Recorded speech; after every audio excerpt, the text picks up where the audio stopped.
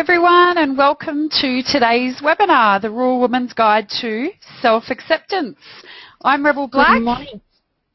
Good morning, and I'm Phoebe. And we're really thrilled to see so many of you here today. We just want to test to make sure that you can hear us and see us. So if you would mind sending us a little note in the chat box that you can see on your screen and just saying, yep, we're here, that you can actually see my screen, which has got a picture of 5 little ducks, 4 of them yellow, 1 of them black. And if you can see that and hear us, if you could let us know, that would be awesome. We won't progress until we can make sure that we've got a few people seeing us and hearing us. So yep, we've got some notes coming in. So just while I'm hearing from you, we'll just let you know that you will have access to a replay of this webinar, and everybody who's registered will also get access to a replay. When you register for one of our webinars, even if you can't show up, we always send the replay out. So it's important that you do register when you find something interesting so that you get access to it later, even if you can't show up live. We're going to try and stick to timing today. We've got lots to get through. We're going to hope to just finish up within an hour so that you guys can get on for your day. And so if you've got any questions that you come through during the process of the webinar, if you would mind posting them in to the question and answer box, and we will refer to them if we've got time throughout the webinar. Otherwise, we have got some time at the end for a Q&A. Apologies if you hear any noise in the background. Please let us know if at any point you can't hear us or see us, or something happens that you think is from our end. I've got lots of people coming through saying they can see and hear us now, which is great.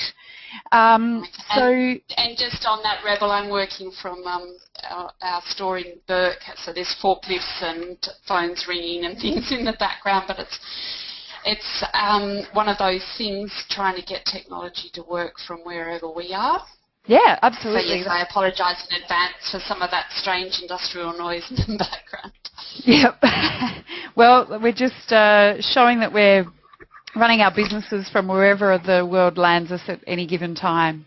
The other thing is that if you want any further information or content, just let us know by email, which you can do just by replying to any of the emails that are coming to you from us. So without further ado, we've got people saying they can see and hear us. That's the main thing. Let's get started. So who are you? It's a very interesting question to ask. I'm not sure how many times a day you might get asked this. Probably not very often. Mostly we ask people what they do. So I'd just like you to think about, what are 3 words that you would use to describe yourself? 3 words. I want to try and think about, does that positive, negative, in between, it doesn't matter. I just want you to think of 3 words, the first 3 that come off the top of your head, that you would just use to describe yourself. Have you got any that you would be willing to share with us? Just pop them in the chat box there. And how about you start with yours? What are your 3? Well, my 3 words would be passionate, enthusiastic, and roller coaster. Off the top of my head right now. Right now? In this moment, that's who I am. Mine would be, yes, in this moment, impromptu, big picture. Yep. And questioning, inquisitive. Fantastic. Those are great words. Just trying to get my chat box working here so that I can see them. Have we got anybody giving theirs? So we've got deliberate, action-taking, and happy. Those are 3 great words. Thank you for sharing them. Have we got any others coming through? Quick to anger. Oh, I think that person must have had a challenging morning this morning. Quick to anger. Multifaceted. That's a great word. Yep, sure is. Yeah. I've got 3 here. I've got kind, letting go, and outdoorsy. Those are great. I like the outdoorsy, thinking about, you know, what are the value systems around who you are as well. So I also like that letting go. That shows the sort of journey. It shows that it's not absolute definition. It's a work in progress, which we'll talk a lot more about today. Absolutely. As we go on as well. Yeah. So really the point of getting you guys thinking about who you are is just to get you in the mindset of that sort of deep reflection, because we're going to talk about self-acceptance today, which is a pretty big topic and it's pretty deep. So we wanted to just get you in the right frame of mind, that we're thinking about ourselves and that it's okay and it's safe for you to think about yourselves today, and we really want you to encourage you to do that. So thank you those who've shared. If you want to share, please feel free and we can share them later on in the webinar. I really love that quote from Oscar Wilde too, be yourself, everyone else is already taken. That's a very important mantra for us to be thinking about today as we progress. But what tends to happen though is that sometimes when we think about ourselves, we think in the negative and we are self-judging and very harsh on ourselves. A lot of that negative speak, things like, oh, you know, I've done so much work and I've worked around trying to be a success and I'm still a failure, I'm not worthy, you feel rejected, quite often rejected, you feel like a fraud, all of those things that are listed there on your screen now. So I really like the fact, Rebel, that the responses that we got through in that question box were generally positive. So that shows that the people on the call today are on the journey already, but we hope we can take you to that next level during the webinar today. So we'll cover a lot of topics around that self-perception and sense of self. But just for the moment, I would like you to ask, where are these judgments and perceptions, where are these feelings about yourself really coming from? Are they actually your judgments, or are they based on the perceptions coming from external factors? So just once again, pop that in your thinking box. It's something that we'll explore a little bit as we go along. Phoebe, I'm just wondering if there are people that are feeling like any of those things on the list on the screen at the moment are resonating with them. Because I know for myself, you know, when we were putting this webinar together, I was thinking, gosh, I can relate to just about all of those things on that list. You know, I've had plenty of times where in myself I feel like nothing I'm ever doing is right, both in the internal world and in the external world. You know, I can't do the right thing by my husband, I can't seem to get the marketing right in my business, you know, everything just feels hard, and it's a tendency to blame the outside world. But it's kind of, well, I think what you're saying is that it's okay if you feel these things, but we want you to ask the question. Is that right? That's right. We want to really explore, because you're exactly right. Even this morning, I felt really prepared for today's webinar, but I've been offline for a week, and I realised how unprepared I was in some elements, and so it was that beat myself up. You know, I should have done this earlier. No matter how, you know, this is not for me. I haven't got enough time. I never seem to have enough time, even though I'm really working on myself. Yep. And so then I practiced a few of those self-reflections on myself, and I thought, no one's told me, Rebel's not at the end of the phone saying you haven't done well enough. In fact, it was quite the opposite. Rebel's on the end of the phone saying what you've done, given the circumstances, is amazing. So those judgments were all coming from external. And when I took the time to really just sit in them and ask where they were coming from, I realised, that they're just external. So, because it's that, you're saying external, but I'm wondering if you mean that it feels like they're coming from the outside, but in fact the judgment's from within. So it's about saying, it's that feeling of, you know, not accepting who your true you know, who you are as a human being, what your truth is and what your essence is, and more to the point, maybe not even knowing what that truth or that essence is, because we get so busy doing in the world. You know, we're constantly asked, what do you do? We're reminded that doing is, you know, that our outward way of doing is the way that we're judged and you know, accepted in the world. And if we're so busy trying to be the someone that we think everybody else wants us to be, that we're forgetting to be our true selves, and we don't show up as us. And then we create this environment where we're blaming on the outside, you know, blaming the outside world for what we're actually just doing to ourselves because of what's going on in the outside world. It's a real chicken and the egg thing, isn't it? So it is, yeah, and it's using again that example of preparing for the webinar.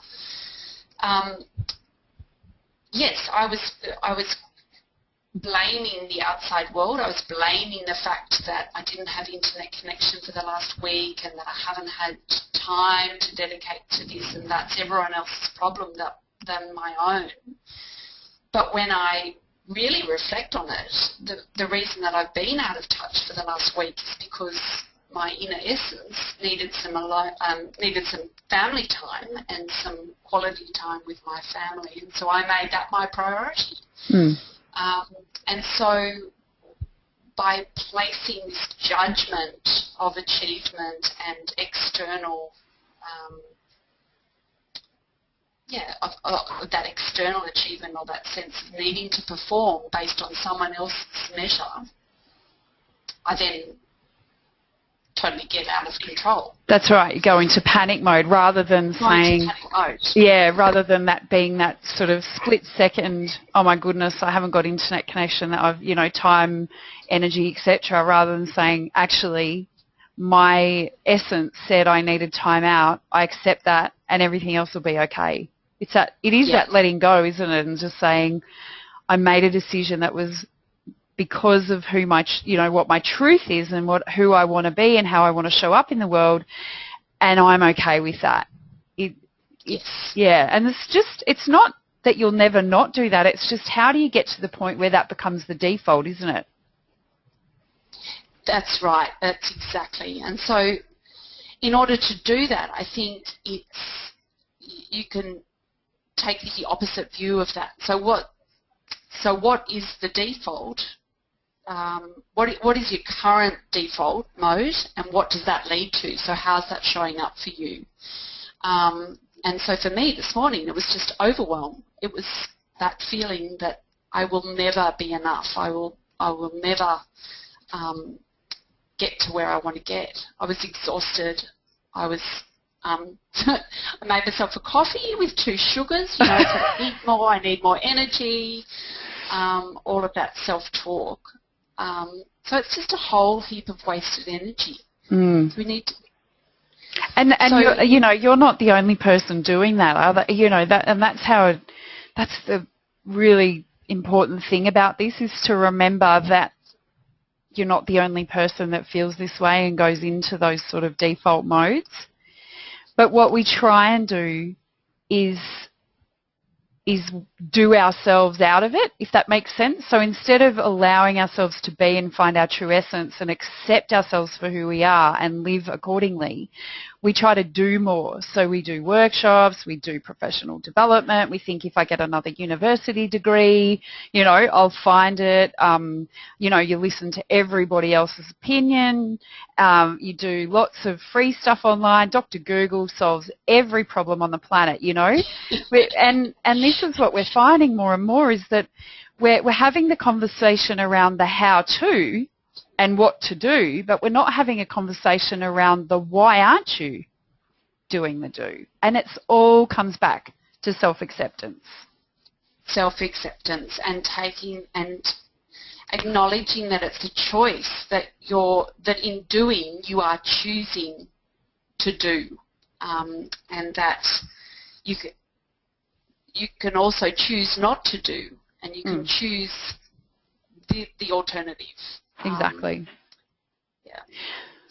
So you're probably wondering who we are. In fact, it's really wonderful to see, Phoebe, you probably can't see the names of the people that are here, but we don't know many of you, which is just fantastic. So it's really great to see some new people coming online, and fantastic to see those that do know us and are great supporters of the RW.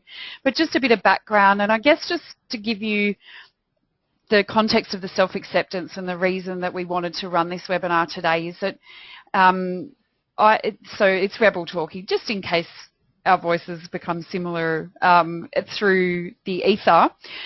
For me, the issue has always been that sort of internal white noise, you know, the voice in my head that keeps me small, that keeps me living in an environment of shame or of blame, and that sort of, for years, that very real need to change what I looked like on the outside in order to feel good. So my default was, I feel like crap about myself, I'll go and cut my hair, or I'll go to the hairdresser, or I'll go and get a manicure or a massage or some sort of, you know, I'll get a new outfit. I'm a Vinnie's shopper, so it was always from Vinnie's, but, you know, a new outfit nonetheless to make myself feel good, just in this desperate attempt to have the outside world make me feel okay and to stop the internal white noise.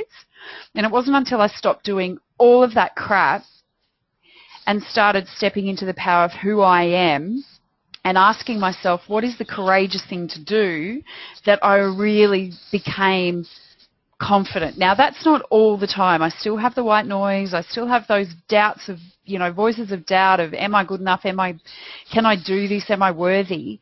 But when I stopped, I mean, I haven't dyed my hair in years. Clothes, schmoes. I actually showed up to a business meeting the other day with no bra on, you know, like that, which is cool. And I feel more me in a session with a client without a bra on than I ever would have with the, you know, the hairdo and the sort of things I felt like the world needed me to wear. You reflect on the, can you hear me there, Reb? Yep, I can. Yep, sorry, I just pressed a button and I'm on a foreign computer. I'm feeling very sort of out of place here, actually. You're doing amazingly. Self-awareness and sort of, but yeah, can you talk a little bit about how the outcomes of that client meeting, when you really were stepping into the trueness of yourself? Well, yeah, that's right. That you felt better, you had more fun, you laughed more, you walked away from it, you know, just in a much better space. Absolutely, and I showed up 100% as myself. I asked hard questions. I gave honest answers. I challenged people's thinking. All the things that I'm really bloody good at, I did, instead of being fearful and hiding behind the facade that I felt like I'd needed to create to be the consultant or to be the, you know, community development practitioner or the coach. And so, yes, it's not easy to do. It's taken me a long time to get to that place, but what a liberating thing to do in that genuine self-acceptance. For me, it's that external stuff has real power in changing the white noise, but it wasn't the answer. I couldn't get the answer from a new set of clothes or a new hairdo. I had to go within, and that's the challenge. And it's really interesting observing that internal lack of self-confidence, or that, because I'm the opposite. I'm quite a confident person in myself. I'm quite confident in my appearance. I've never really struggled with weight issues or bad skin, or, you know, my hair can go in a ponytail if I'm having a day. So I've never had that self-esteem issue, but I still haven't accepted myself. And so in having that discussion with myself, that internal dialogue, the way the way it shows up for me is I try and change my external environment to be like me, so that I can fit in. And so I will be quite vocal in a community meeting to try and have my opinion heard, or my opinion be the one that's taken up. And I used to think that was me being effective, that was me being a leader and wanting change and stepping up to the plate. Whereas in actual fact, what that was a lack of self-acceptance. So wanting my external environment to change to be like me and to so that I could fit in. So they're both the same issue, but they're exhibiting themselves totally differently. Absolutely. And now when I can acknowledge that and when I can be okay in being emotive or speaking with passion or bursting into tears in a meeting where I feel that I should be being sort of quite cold and powerful, that's the meetings when I have the most outcome, rather than trying to change myself and modify the way I'm behaving. And, you know, within reason, obviously I have empathy and I read the situation. And but does that make sense? So it does. It does. Issue. Yeah, it is. It's still the same sort of lack of self-acceptance, but that can show up in very, very different ways. Absolutely. And I think it's a great example for us to sort of segue into some content around how do you become more mindful around that. And great that, you know, you and I are quite similar in our outlook in life, and our passions are certainly similar, and our experiences, you know, in terms of living in a rural community have been similar, but we still struggle fundamentally with self-acceptance in very unique ways. And I just hope that gives people hope that they're not alone in this sort of unique journey to how you're going to find a pathway to self-acceptance. There is no one size fits all. And that's, we're looking all the time for a one size fits all. You know, we want the recipe that works for us. And the truth is you've got to find it for yourself. And that's kind of exciting too. So we're going to give some tools about that. Do you want to say anything more before we move on to the content, Phoebe? No, I just love that concept that we are all so unique and we all have this really unique contribution to make. But in order to maintain that uniqueness, we need to be using unique tools and our own individual mix and our own sort of taking bits and dropping bits. I used to think that the RW needed to be this sort of all-knowing, all-being entity. And it's so exciting for me to realise that no, in allowing or exposing, I should say, the fact that it is not, one book is not going to resonate with the next person, or one tool that we share is not going to necessarily be picked up by everyone, but the culmination of all of those will allow them to create their own unique sort of mindset and way of journeying along the pathway. Absolutely. It's the pick and mix of creation exactly. of wholeness, isn't it? It's like we're, you know, creating a filter that's really empowering for all women, but absolutely allowing people to find their own journey without the kind of, with guidance rather than dogma around you must read this and this is the exact way that you're going to have to go about it. So we've had some, you know, the RW is a great journey so far. We won't linger here because we are running behind time, so I want to keep moving. But just suffice to say that we're just loving the interaction from people, and we're really so appreciative of everyone who's registered and everyone who's showed up for our webinars in the last couple of months and who's sending us these great pieces of feedback. So please keep it coming. And just to reinforce that it's a matter of really picking and mixing for yourself and just do it your way. We'll provide the tools, we'll provide some guidance, we'll show you what works for us, but at the end of the day it's totally up to you what works for you, and listen to your gut, listen to your instinct. So each of us does have this unique essential purpose. There's no one else on the planet who's here to be who you are and to give what you have to give. And just as your DNA and your fingerprints are unique, so is your life purpose, and it's so exciting. In Buddhism this is termed Dharma, giving yourself permission to be yourself and to shine in your unique way. So in today's webinar, we'll explore some more tools on how to do this by being true to you and true to yourself. Your path will open up a lot more easily and with a lot more joy and abundance.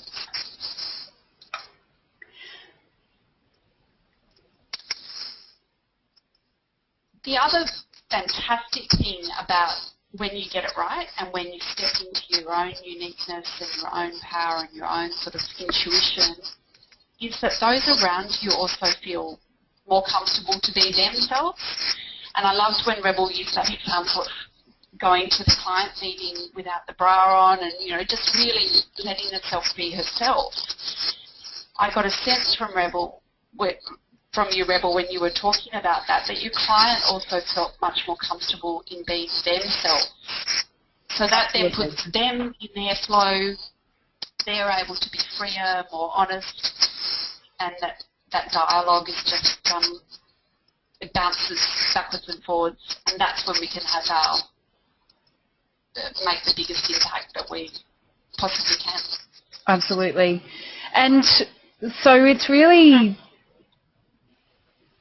The journey is the destination. I can't stress that enough. I think we get very focused again on that do, and so the do leads us to set goals and, you know, be outcomes oriented. But we really want people to get excited about the fact that the destination in life is actually the journey. It's every single day, every single moment. And just to remember also that there's yin and yang in the world. And I think there was a Leonard Cohen quote earlier that said, there's a crack in everything. It's how the light gets through.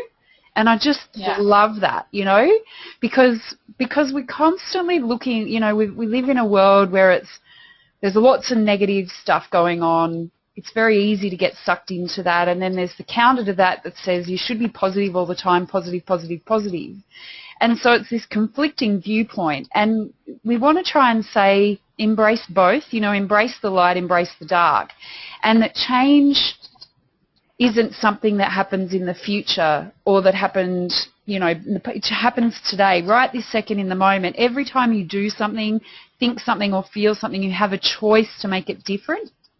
And that, I was headed over to see Phoebe on the weekend. I'll just share this quick story and we'll go on. And I was listening to Brené Brown's book, The Gifts of Imperfection. I can highly recommend it.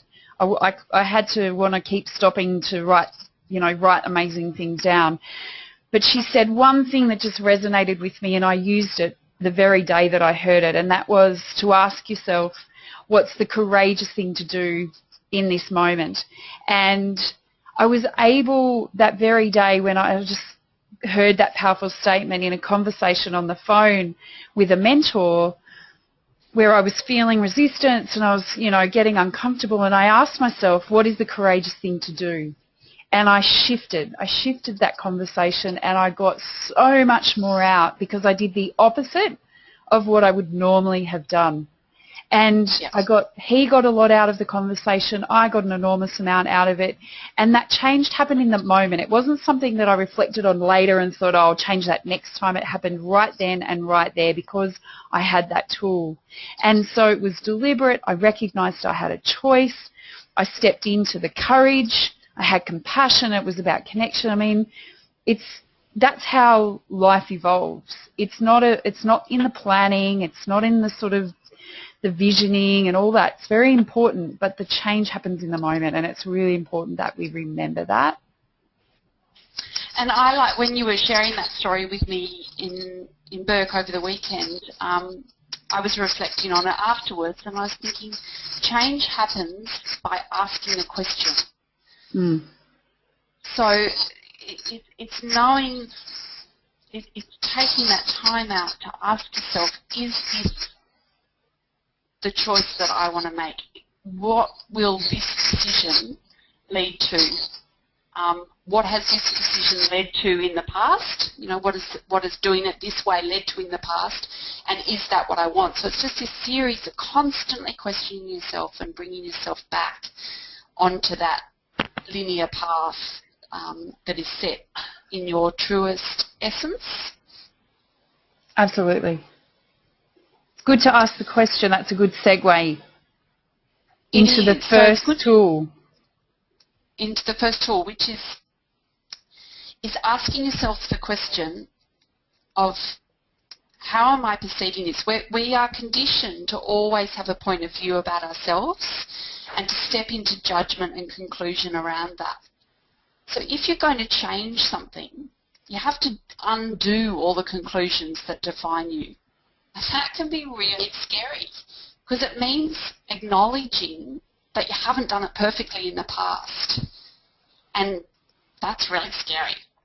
But if you want change to happen, there has to be that acknowledgement. There has to be that choice to do things differently in this moment in order that the future will have a different outcome. So what if being undefined, what if removing that judgment and removing those conclusions that we're constantly putting us on ourselves, what if that is the greatest gift possible, and that just because it feels weird, it doesn't actually make it wrong? So this is a pretty intense concept, so sort of hang with me for a little bit. But what I find is that because it feels uncomfortable not to be able to define ourselves or to step into that judgment, we go back to the familiar.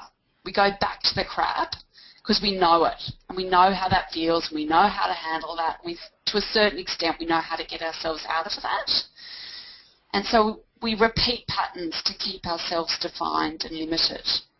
So I'll give you an example. You know, I get cranky at the kids, I yell at the kids, and then I beat myself up, come back to them, and I say, I'm sorry, I shouldn't have yelled at you, and I make it all okay. The next time the kids do something wrong, rather than making that choice or stopping and questioning, I do it again. I raise my voice, get angry at them, I feel crappy about myself, go and apologise, and so it repeats itself. So how can I take that habit of turning to anger and look at what the positive side of that is? So the positive side of anger is that I'm passionate. I feel strongly about that situation. So how can I choose to channel that passion in a more constructive way? Can you summarise that for me, Rebel? Yeah. Well, I think that in the a way important that thing it's there such is a chunky concept that it's hard to. So it's not looking for the opposite. I think that's important to note, that we're looking for the positive to the negative. It's the yin and the yang. Yes. So it's like the example of Bossy. And actually, I didn't tell you this because we didn't get time this morning, but there's a little video that I might try and watch to see if we can hear that might just help us sort of frame it. Only goes for a minute. Yeah, sorry, I just missed that. There was action in the background. Oh, you're going to try and watch that video. That's great.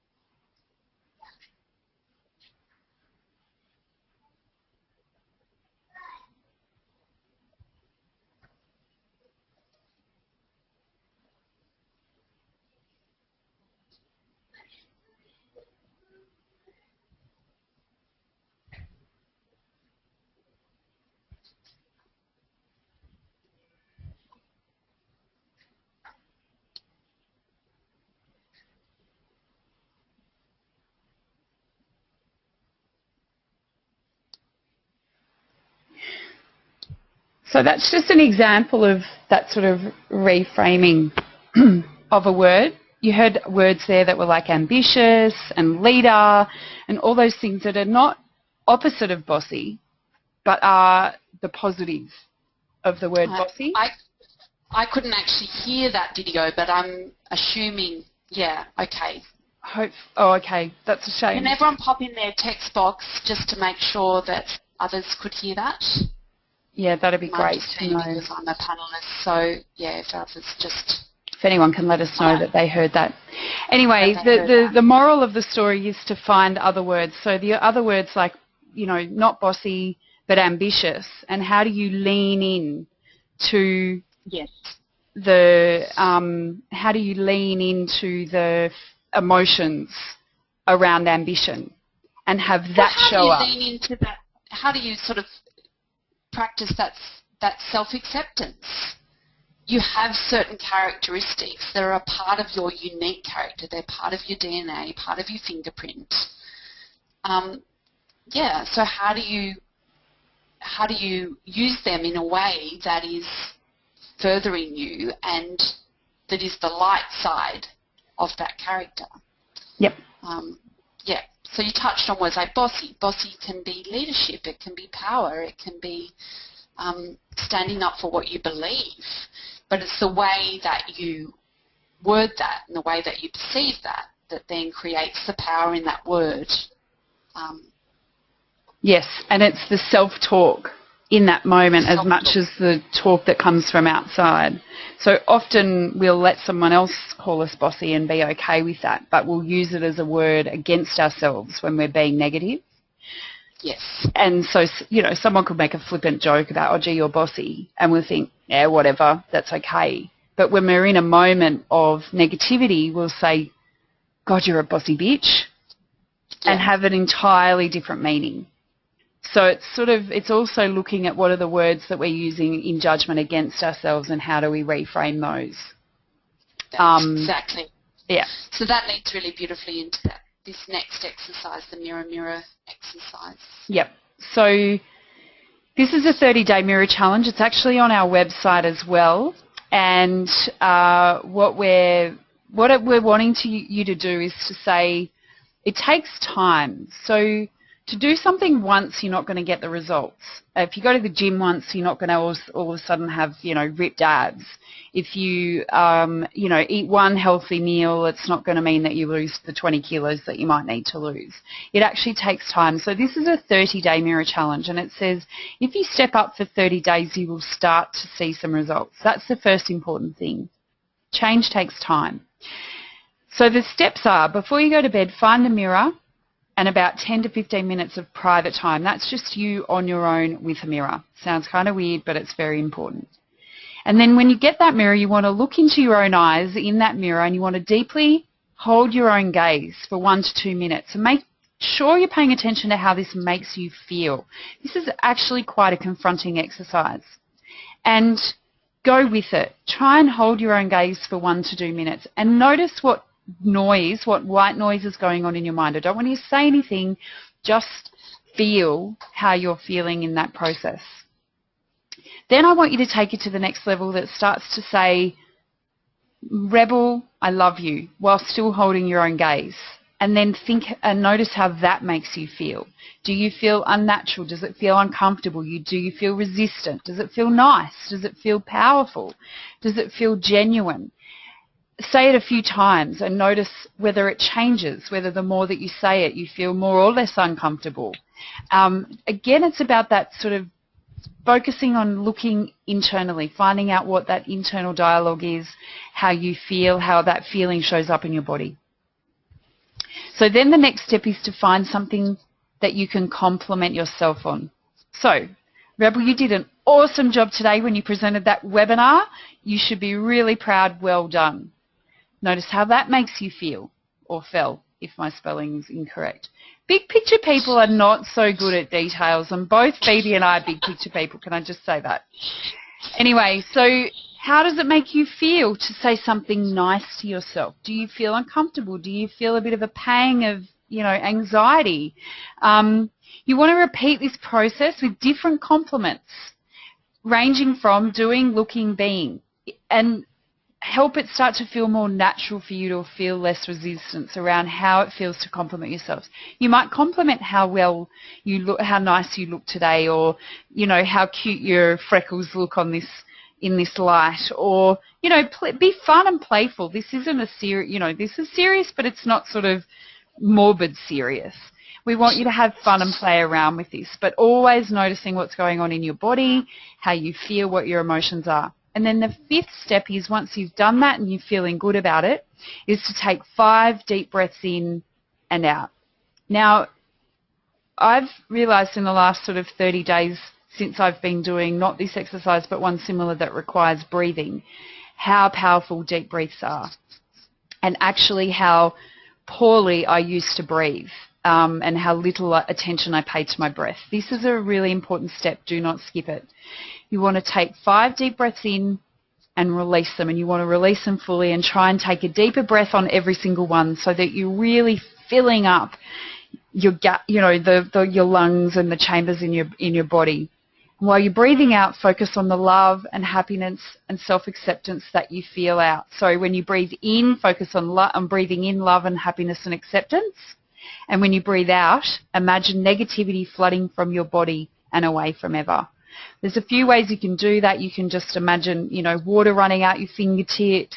You can feel an energy pulling you from the top of your head to the bottom of your feet and just sort of running into the earth. Whatever visualization you need to get in your mind, take in love and breathe out negativity. So take in the compliments you've just paid for yourself, take in the love you just gave for yourself, and breathe out the negativity that's been your past and been the truth for you. So you're actually fundamentally shifting. Now, after this is going to feel awkward and strange and a bit annoying and all that stuff, but if you can commit for 30 days to do this, you'll want to do it every day for the rest of your life, because it feels so good to tell tell yourself that you love yourself, to tell yourself you've done a good job, and to breathe it in and to own it. And to also create that shift from what you normally do when you look in the mirror, which is put yourself down, judge yourself, create all this negativity around yourself.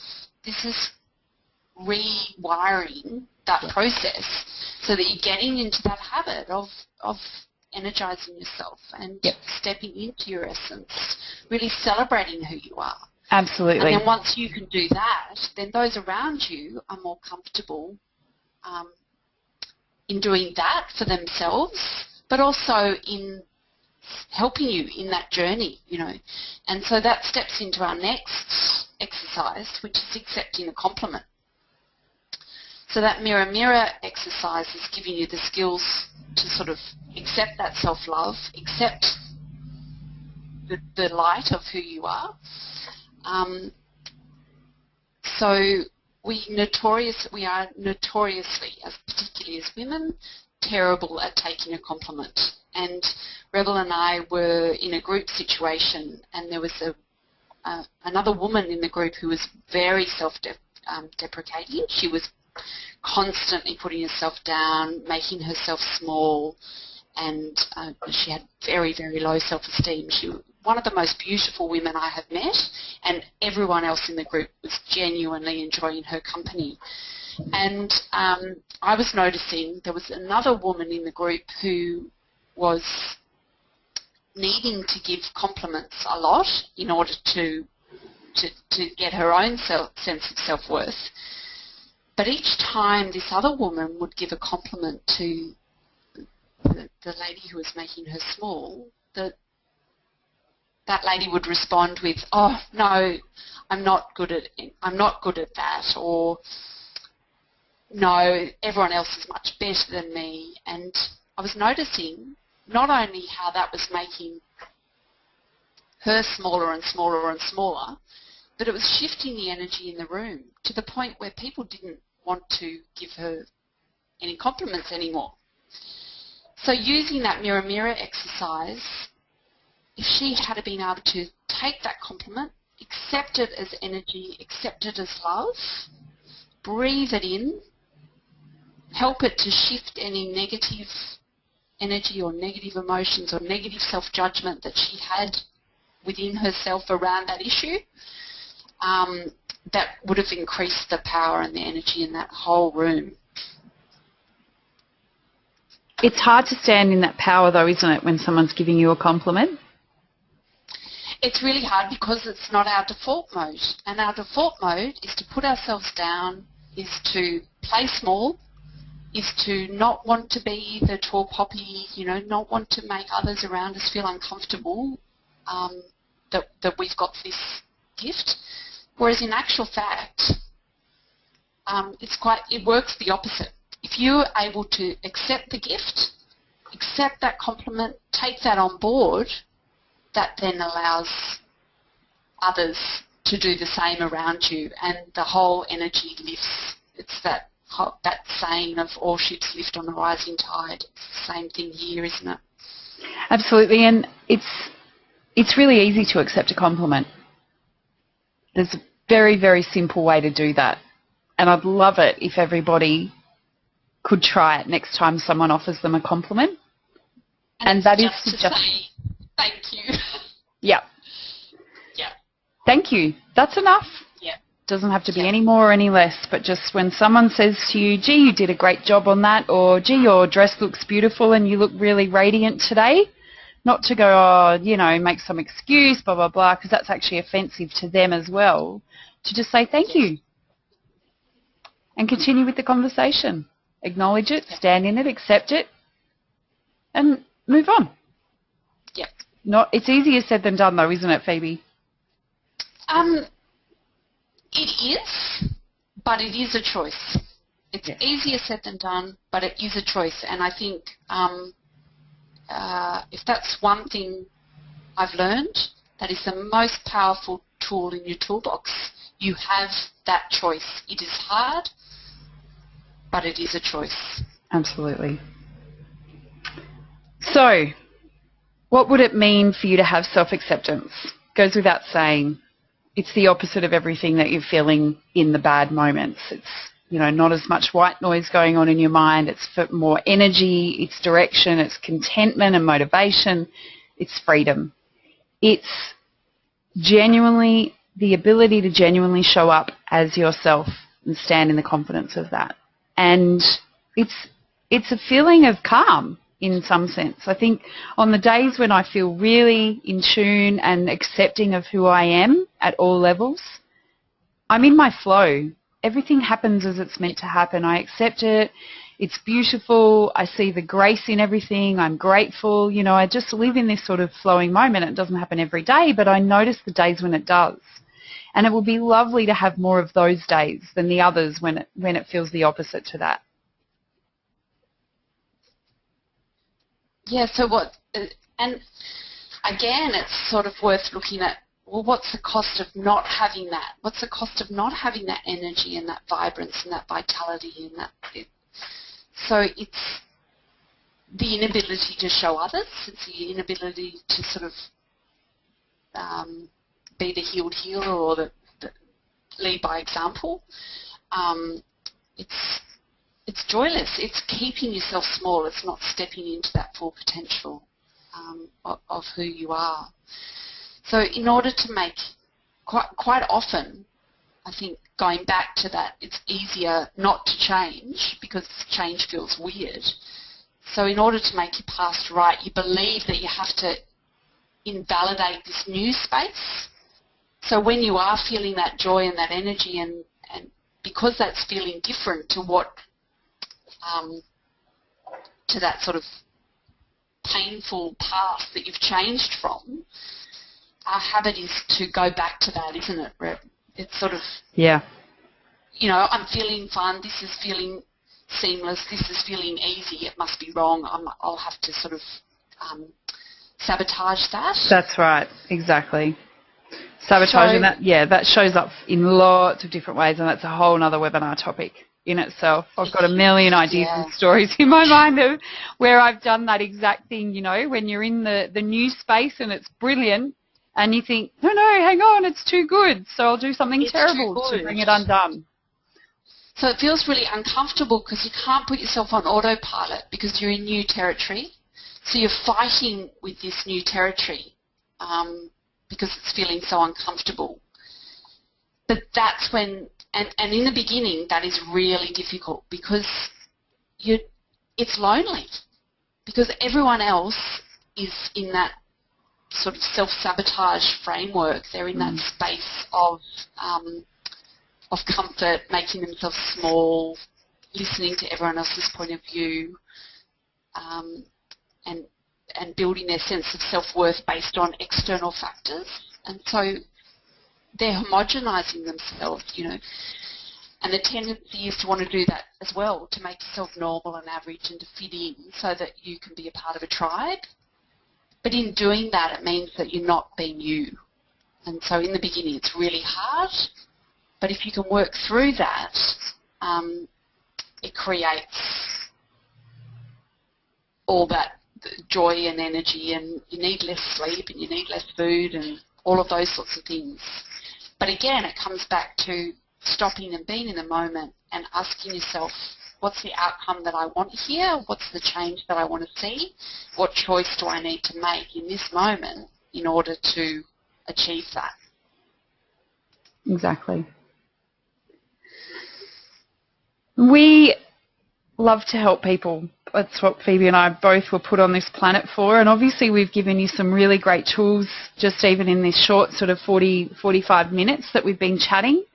So I'd really encourage you not to just stay in the space that you may have already been in for a long time, in the sense that you sign up for a free webinar and you watch it and you think, oh yeah, gee, that's really useful, and then you go away and you do nothing about it. I encourage you for today to be a different day. That today's the day where you take the tools. Yes. Yeah. How many times have I downloaded a webinar, I've done it, I've loved it, I've taken massive notes and what have you, and then I've self-sabotaged and thought, this feels uncomfortable, this feels different, so I've stepped back into that space of beating myself up and saying, I'll never be able to do this. See, I've just proved it, can't even do that webinar. Yep, exactly. So the tools are there for your taking. The mirror, mirror, even if all you did was just accept the next compliment that you got, you've made a change, you've done something differently, and that's probably the easiest of all the things to do. Certainly the least time consuming. It's just paying attention to the next time someone pays you a compliment and just saying thank you. The 30-day mirror, mirror exercises are really powerful, takes a bit more commitment, but it's actually will revolutionise the way that you see yourself and you step into that self-acceptance, and then the way that you show up in the world. You will, if you start that exercise, you will start to see all manner of things coming and falling into place in your relationships, in your wealth, in your environment. You know, you'll do things you never thought was possible. It's really amazing when you focus for 30 days what happens and set your intention. And we'd love to help you further if that's something that you would like. So together, Phoebe and I have created the RW Forum, which is a connection to wholeness. And it's a whole range of things. One of the things that we're really proud of and very excited to be doing, we're running our very first live mastermind today at 8 p.m. this evening. So every single month with our forum members, we have a 1-hour live Q&A with Phoebe and I initially, and eventually, very soon, we're going to be bringing other great people on board who are also going to be sharing their wisdom. And this gives you the opportunity to ask the hard questions of the leaders in their field. So at the moment, that's Phoebe and I, and we've got, you know, lots of things that we want to be asked and that we're willing to share. It's also the chance for you to ask the questions that you need most answered, or that you just need some clarity on, or that you need support with, or that you just want a little bit of, you know, somebody else's insight into. It's a very powerful opportunity to connect at a really deep level for 1 hour every month and get the feedback that you're really looking for. And I was part of a mastermind Q&A recently with a lady by the name of Jean Houston. She's an incredible social entrepreneur.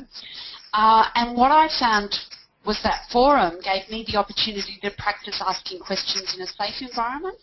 And so I was being able to ask those questions in not such a friendly environment down the track. So yes.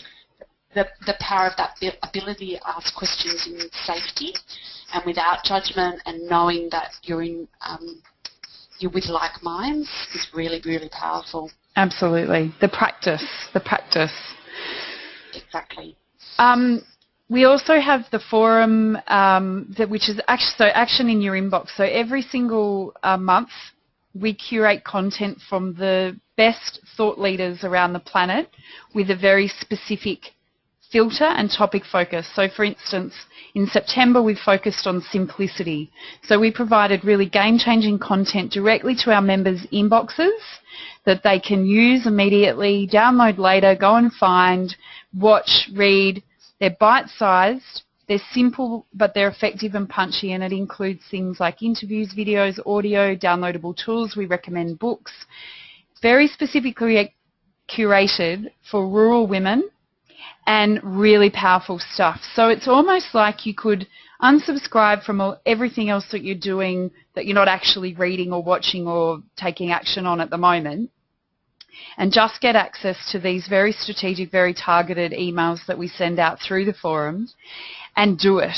So it's sort of reducing the noise and really taking a practice. So we've actually taken the practices of the virtues, which are really just, a way of seeing the world, living your life. Simplicity is one of them. In October, we're going to focus on acceptance and how do you apply the virtue of acceptance into your everyday life. Now, there's information in there about business, in personal development, in professional development, a whole range of topics, but we've simplified it down into the filter of, how do you apply simplicity in your life? How do you apply acceptance in your life? And it just arrives in your inbox. Some of the feedback that we've been getting from our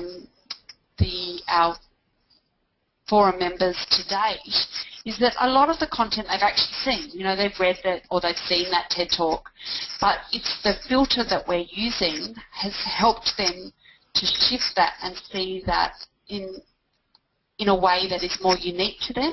When they'd seen that information previously, it was with that kind of expert hat on, and quite often some of that information actually made it worse.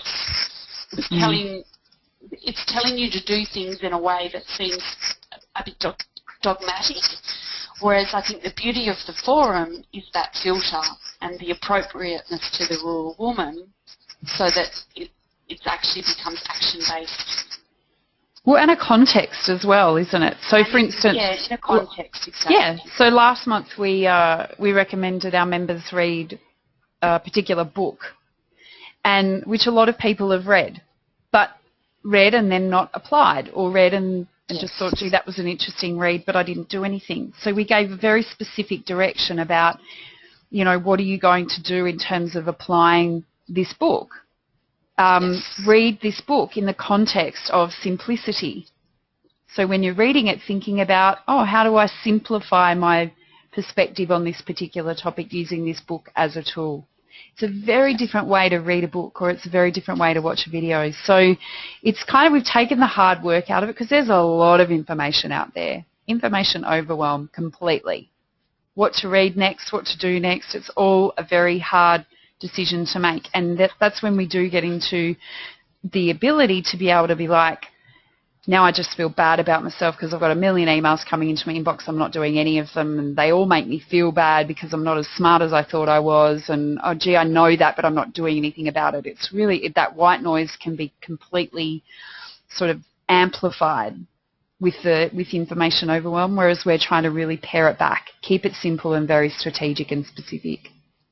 And we're doing that with the emails that we're sending out, but also the content that we're including in the hub, which is the sort of the focal point of the information. So everything that we email out plus more then gets stored in the hub, to which forum members have 24/7 access. All at your fingertips.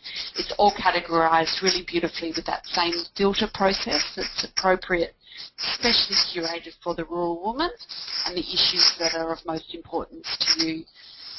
So it's really giving you that ability to pick and mix and create access to information and knowledge and learning and mindset that is unique to you. Yep.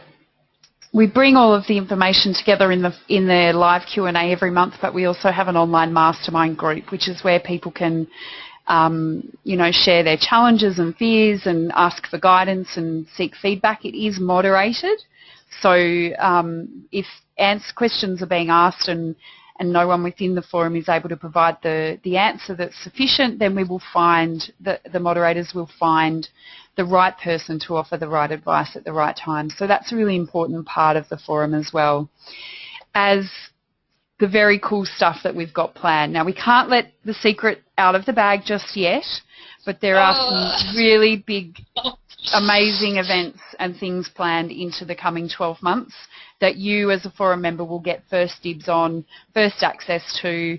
There are some names on the screen there. There's bigger names. Also, we've got lots of cool stuff, training workshops, books, travel, online courses, all sorts of things, like-minded people. It's a really, you know, we've got some really cool stuff coming up, as well as connecting to others. And I think that connection to a tribe is really important. Phoebe's also already mentioned, you know, that importance of being part of a tribe, but that can be constrictive.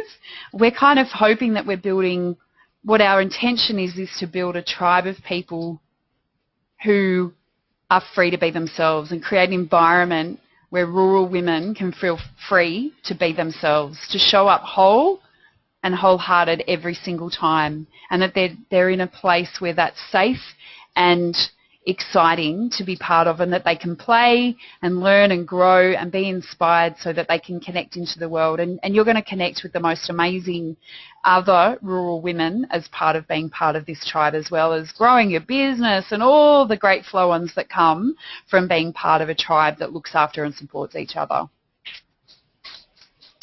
So that's it in a nutshell. It's pretty intense, it's pretty full on, and we love it, and we're really enjoying learning and growing and making sure that getting feedback from our existing members, bringing new people in. We're all learning in this together and we're getting great value from it. Our members are already describing really great results. They're getting breakthroughs. They're finding clarity in their life and they're enjoying the content. So that's really exciting. If you want to join us, you are most welcome. We would love to have you. And it's only a very small price of $47 a month, or you can take the option for a full year for $397. That's for the next 12 months from whenever it is that you sign up. And as an exclusive early bird opportunity, anyone who joins in the next 15 minutes will have the chance to win an hour's private coaching session valued at $350. So you'll basically get your investment back, potentially, if you are the lucky winner. Yeah, but that's only for people who join in the next 15 minutes, so before 12:15. That one does have a time restriction on it. But the annual membership, people probably don't have a calculator there, but $47 a month is great value. It is, there is enough content in the hub that you will have access to as soon as you join up. There is enough content in the hub to make that worth sort of thousands of dollars a month. So that $47 is already good value, but that $397 represents a really substantial saving over the 12 months. It's a 30% reduction on that already great value monthly.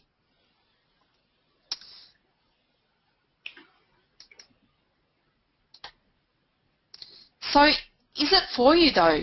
Because as we've alluded to, a lot of the value in the forum is the fact that it is like Minds and that it is really targeted and curated and really well moderated. So it's not for everyone, and it's certainly not for the masses. It's for you if you're an action taker, if you're ready to evolve. And I think, judging from some of the responses that we had to our first question, most of you on this call are in that space. And it's for you if you're a rural woman who needs help on her mission. So it's not for you if you're stuck but you're not willing to move. And that's okay if that is you, but the forum is not the right place for you. I think you'll find it quite confronting because we do challenge and we do ask the hard questions and we do put the mirror up, but we make it safe to do that. But it does take time, and it won't be a quick fix, and you need to be open to learning. So we're really excited about the women that are coming on board, and the shifts and the change and the evolution that we're able to support for those women. So we're really excited to have been able to share some great value with you all today. Thank you everyone for showing up. We're going to stick around for a little bit just for any questions if anyone's got them. The link is there for people who would like to take action today, and we love action takers, and to obviously get access to that potential to get a free a private coaching session. Otherwise, if there's any question and answers, we'd love to, if there's any questions that you've got of us, whether that's of the content that we've shared, of your own, something that you've got, burning desire to ask either Phoebe or I, or in relation to the forum, we're happy to take those now. So just send them through in your question box, and we'll be happy to answer them.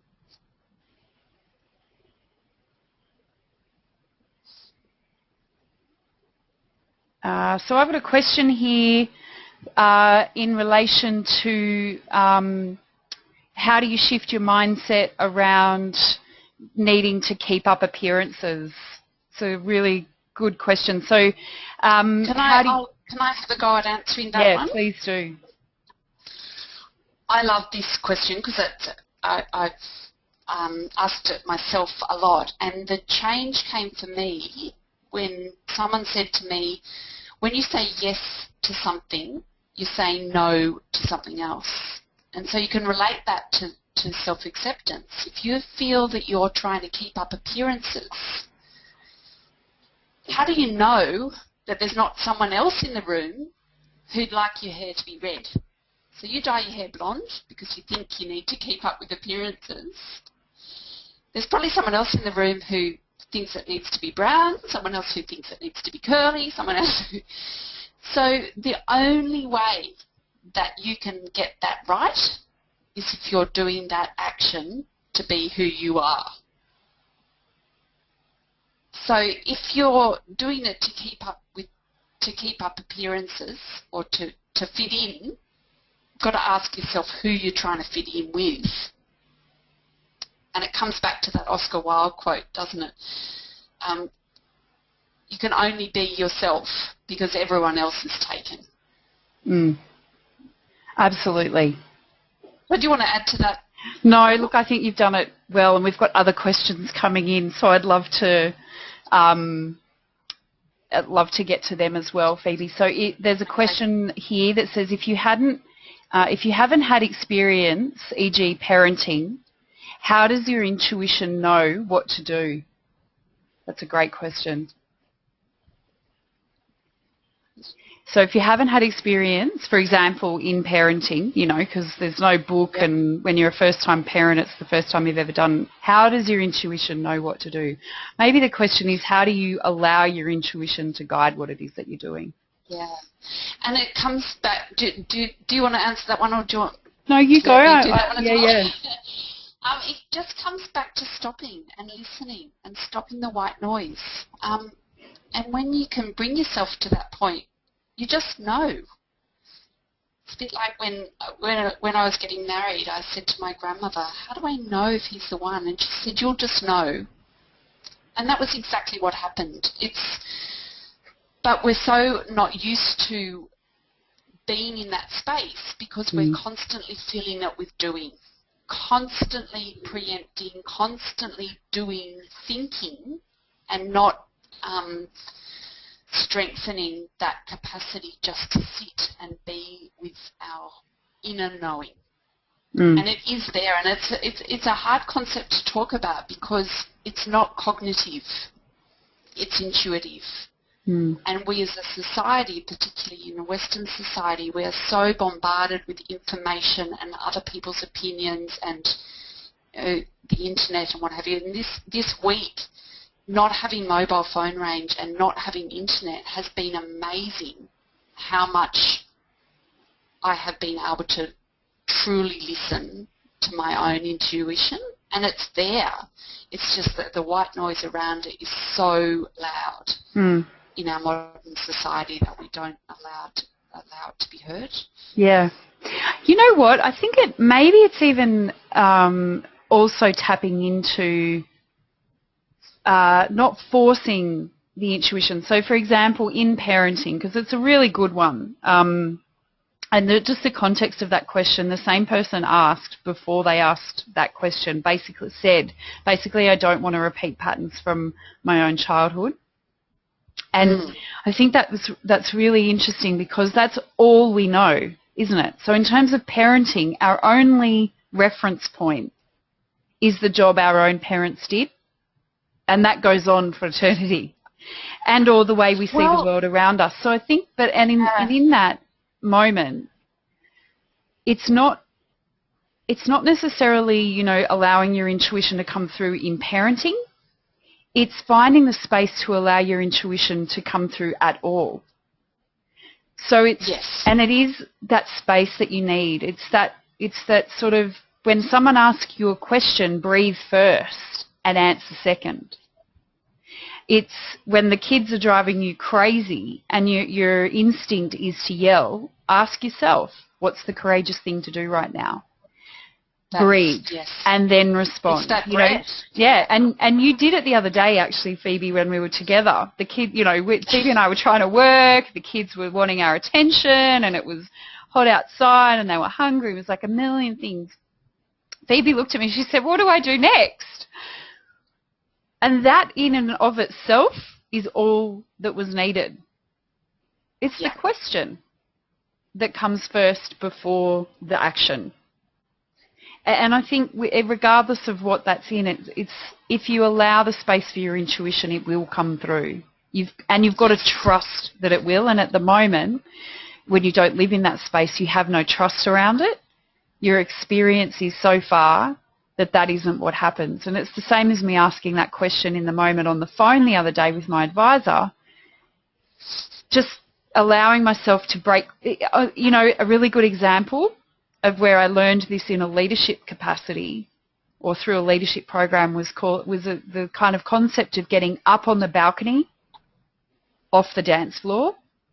Yeah. So we spend most of our lives on the dance floor, bumping into people, treading on toes, getting hot and sweaty and heated and, you know, in and amongst it and getting the energy from that and feeling, you know, being part of it and all of the good and bad that comes with being on the dance floor.